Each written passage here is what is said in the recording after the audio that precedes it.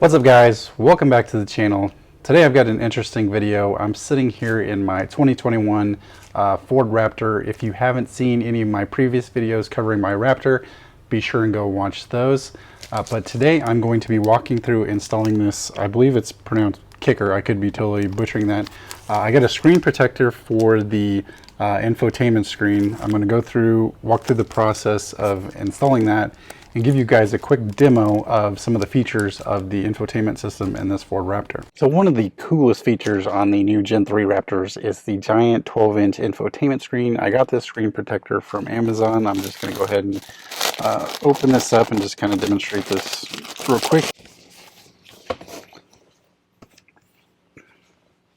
So I chose this brand off of Amazon particularly because this is tempered glass, got really good reviews. You can see it comes with all the cloths and cleaning stuff you need to clean your screen ahead of time, and then here's the actual screen protector itself. So let's go ahead and work on the installation. The package is pretty simple. There's the instructions, which basically just telling you to clean the screen before installation, and then use these stickers this one to pull some of the dust off of it, and this one, these three to use as guides for installing the new screen. So probably should have installed this a while ago. As you can see, quite a few fingerprints, because I mean, with being a touchscreen, you're always touching this thing. So we'll just wipe those off real quick.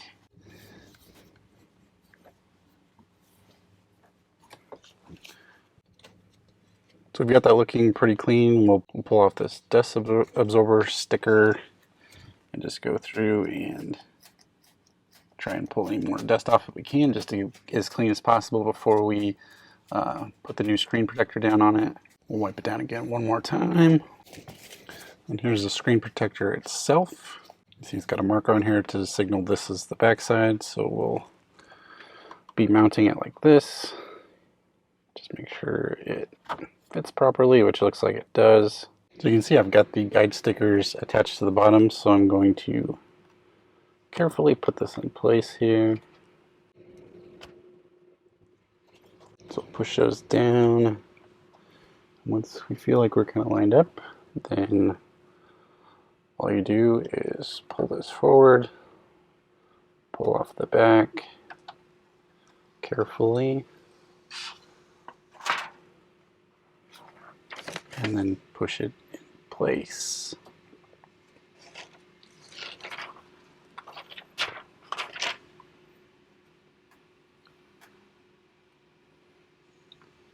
It's just a matter of going through and pushing it in on all sides and flattening it out as best you can.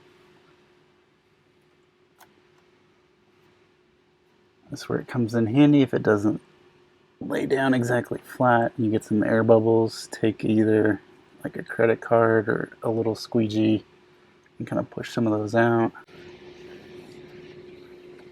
All right. And then once we got that all pushed in, we just pull off the guide stickers, and that wraps up our install. Alright, so that's going to wrap up our install portion of this video.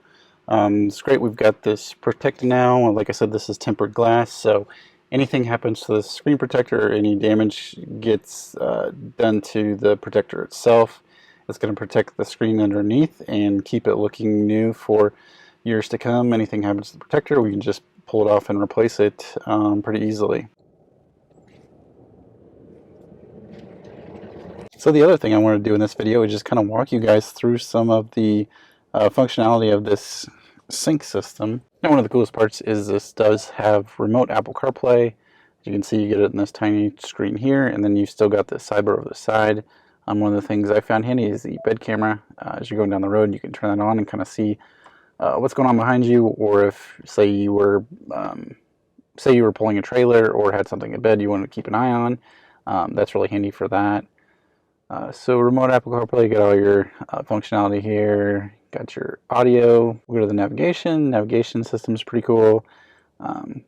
Pretty active. Doesn't look too bad. So I found that everything works pretty fast in this. It doesn't feel too laggy or anything anywhere. Feels really high quality. So we'll jump over here to the features. If I go to driver assistance, this is some of your settings for the adaptive cruise control, speed limit assist.